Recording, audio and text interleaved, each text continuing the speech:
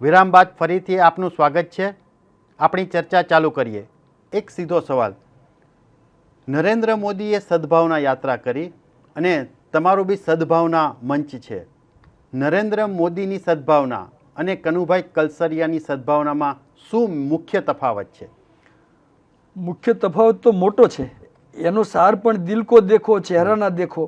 એટલે અમે તો અમારું કામ લોકો જુએ એમ કહેતા રહીએ છીએ. એવી જ રીતે કામ 27 વર્ષથી કરતા રહ્યા છીએ. સદભાવના ટ્રસ્ટની રચના 1985ના જાન્યુઆરી મહિનામાં થઈ અને ત્યાર પછી 1985ના સપ્ટેમ્બર મહિનામાં અમે મહુવાની અંદર સદભાવના ટ્રસ્ટ હોસ્પિટલ શરૂ કર્યું. ત્યારથી એ સદભાવના નામ એ હૃદયના ઊંડાણમાંથી આવેલું નામ છે. પછી મોદી સાહેબે એ નામ શા માટે પકડી લીધું એ તો એ જાણે.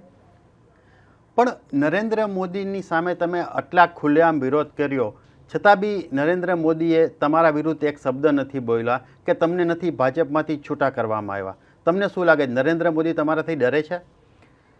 ડરવાનું એવું તો કોઈ કારણ નથી. માત્ર અમે સચ્ચાઈને પકડીને ચાલીએ છીએ અને એ સચ્ચાઈથી જ ડરતા હોય તો એ જાણે.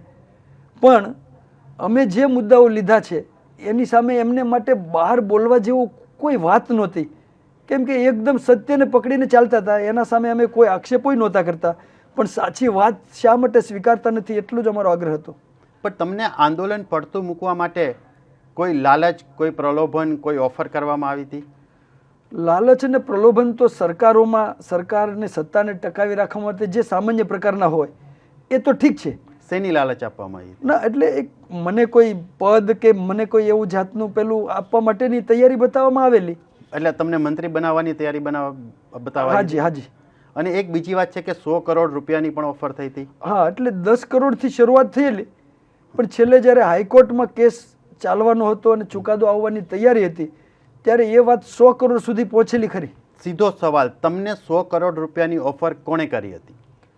100 કરોડની ઓફર અમારા જે એડવોકેટ જે અમારા માટે કેસ લડીને સફળ થયા, અમારા આનંદભાઈ યાજ્ઞિક, એમણે મને વાત કરેલી કે આ લોકોની આટલે સુધીની તૈયારી છે કે મહુવાની અંદર 100 કરોડની એક શિક્ષણની જબરદસ્ત યુનિવર્સિટી સ્થાપના કરે. મને સ્પષ્ટ નામ આપો. તમારા એડવોકેટને કોણે ઓફર કરી હતી? મને નામ જોઈએ છીએ, અમારા દર્શક મિત્રોને નામ જોઈએ છીએ કે 100 કરોડની ઓફર તમને કોણે કરી હતી?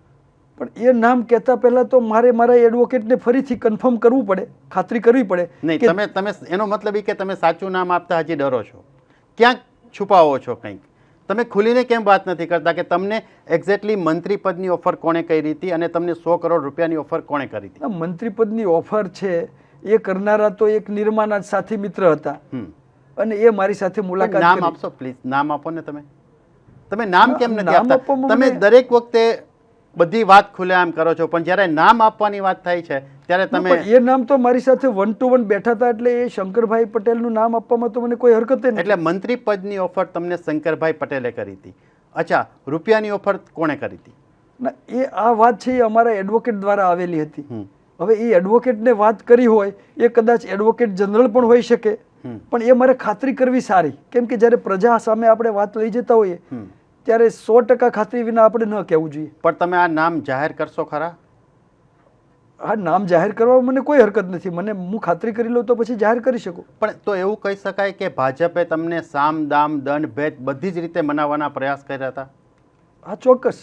તમારા ઉપર હુમલો બી કરવામાં આવ્યો હતો? હા કર્યો. શું લાગે છે કોણે કર્યો હતો એ હુમલો? કોણે કરાવ્યો હતો? એ હુમલો તો ત્યાંના જે ચોકીદારો અને સિક્યોરિટીના માણસો હતા ત્યાંથી બાજુમાંથી પસાર થતા રોડ ઉપરથી હું અને મારા પત્ની અને 2 મિત્રો અમે એક ગાડીમાં જતા હતા ત્યારે થયો હતો.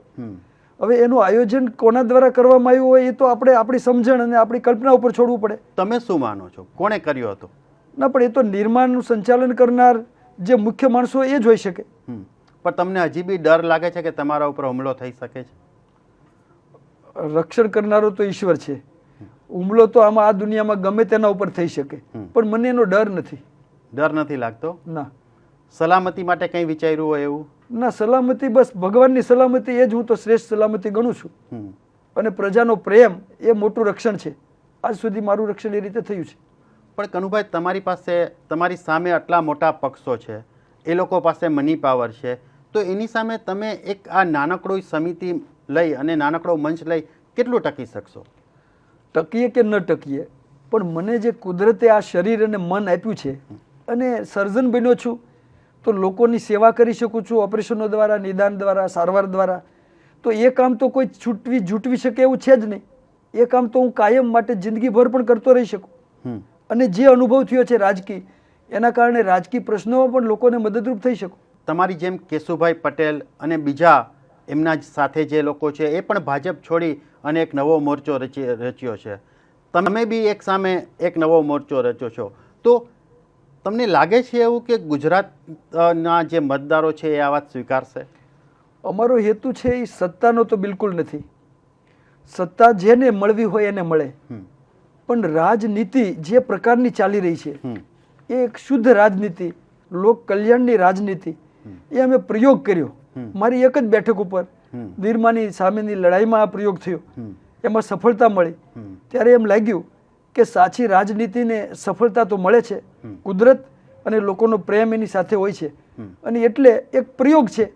સફળતા કે નિષ્ફળતા આખરે પ્રજાના મત ઉપર આધારિત છે. પણ તમને શું લાગે છે કેશુભાઈ પટેલની ગુજરાત પરિવર્તન પાર્ટીની ભૂમિકા આ વખતે કેટલી હશે? ભૂમિકા ઠીક હશે, પણ એ ખૂબ અત્યારે જાજી ભૂમિકા નહીં હોય કદાચ. કોંગ્રેસની સામે આપણે સરખાવી ન શકીએ. વધારે આધાર તો કોંગ્રેસ પક્ષ ઉપર છે.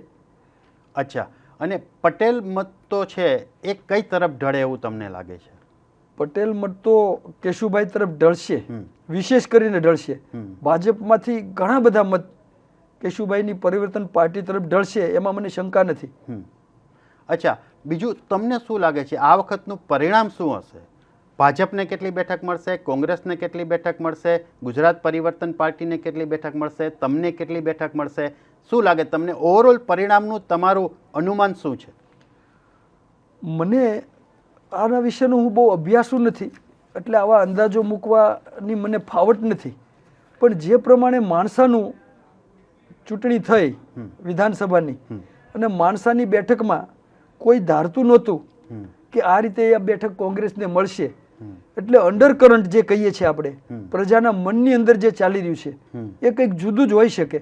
અને એ રીતે જોતા આ ભાજપની સરકારને પ્રજા ગબડાવી પણ શકે, અને સામે કોંગ્રેસની અથવા તો કેશુભાઈની સાથે રહીને પણ કોઈ સરકાર બની શકે. કનુભાઈ, ટુ ધ પોઈન્ટની આ ચર્ચા આગળ પણ ચાલુ રહેશે, પણ અત્યારે સમય થયો છે એક નાનકડા વિરામનો. તો દર્શક મિત્રો, એક નાનકડા વિરામ પછી તરત આપણે મળીએ છીએ.